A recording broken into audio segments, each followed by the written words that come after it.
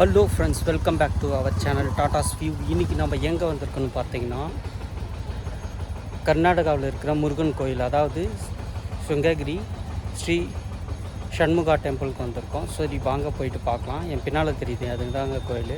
இந்த கோயிலானது பெங்களூருவில் உள்ள ராஜராஜேஸ்வரி நகர் என்ற இடத்தில் சுங்ககிரி மலையின் மீது அமைந்துள்ளது. இந்த கோயிலுக்கு வருகின்ற வழியில் கோட்டை போன்ற அமைப்பை நம்மளால் காண முடிகிறது. ஸோ நம்ம நியர்பை வந்தாச்சு. உள்ளே போயிட்டு சாமி தரிசனம் பண்ணிட்டு வரலாம்.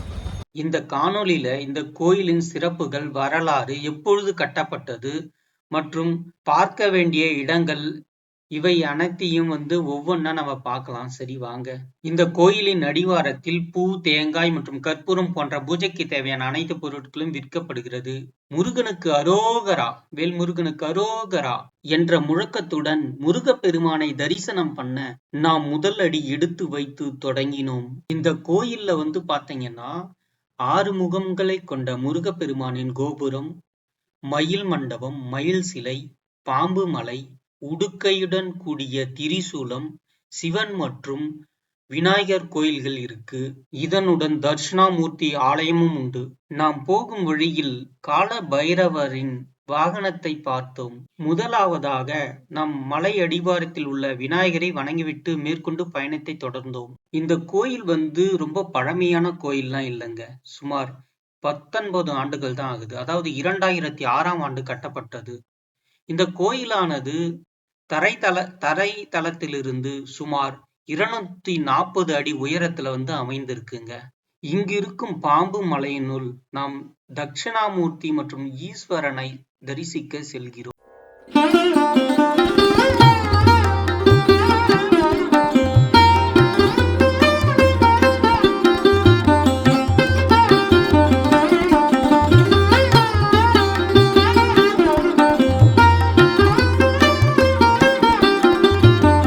இப்போ நம்ம பார்க்கறது பாம்பு மலை அல்லது பாம்பு புத்துன்னு சொல்லப்படுது. இது பார்க்கறதுக்கு மலை மாதிரி இருக்கு.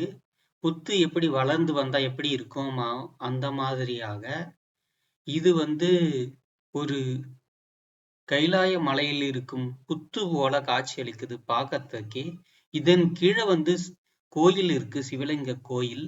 இந்த புத்தின் மேற்பகுதியில் திருசூலம் அமைக்கப்பட்டு உடுக்கையுடன் அந்த உடுக்கையின் மேல் பாம்பு அமர்ந்திருப்பது போல இருக்கிறது. மற்றொரு புறம் சங்கு மற்றும் சக்கரங்கள் புற்றின் மீது உள்ளது போல காட்சியளிக்கின்றது. ஒரு வழியாக மெல்ல மெல்ல நாம் மலையின் உச்சியை நோக்கி வந்து கொண்டிருந்தோம்.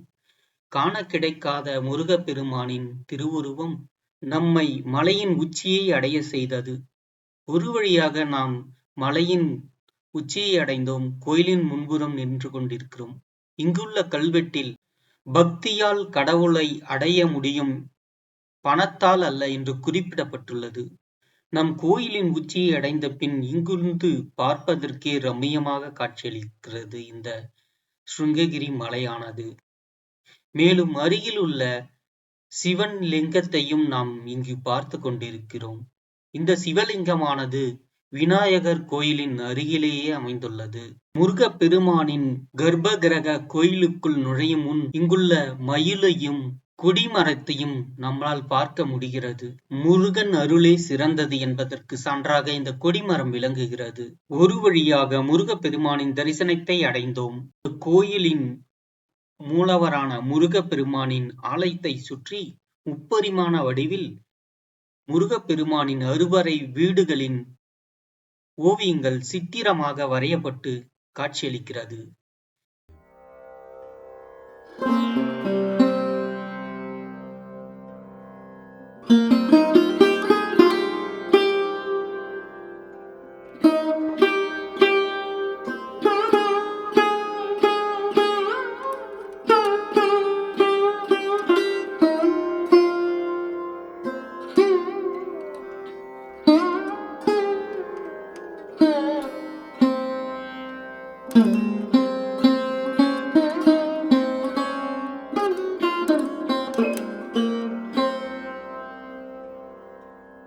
எங்குமே நாம் காண கிடைக்காத முருகப்பெருமானின் சம்பூர்ண தரிசனத்தை நாம் பார்த்துக் கொண்டிருக்கிறோம். அரிதிலும் அரிது முருகப்பெருமானின் தரிசனம் காண்பது அரிது. இங்கு விநாயகர் சிலைகள் காட்சிப்படுத்தப்பட்டுள்ளன. இதனைத் தொடர்ந்து முருகப்பெருமான் வள்ளி மற்றும் தெய்வயானையுடன் காட்சியளிக்கிறார். பக்தர்கள் துலாபாரம் கொடுப்பதற்கான இடமும் அருகிலேயே அமைந்துள்ளது. கர்ப்ப கிரகத்தின் தரிசனத்தை முடித்துக்கொண்டு முருகப்பெருமானின் 6 முகங்களையும் காண நாம் புறப்பட்டோம். நம் கண்முன்னே முருகப்பெருமானை தரிசிக்க மூதாட்டி ஒருவர் வந்திருந்தார். முருகன் அருளே அருள்தான். நம் கண்முன்னே கருடன் ஒன்று முருகப்பெருமானின் மேலே வட்டமடித்துக் கொண்டிருந்தது. முருகன் அருளே அருள்தான். முருகா!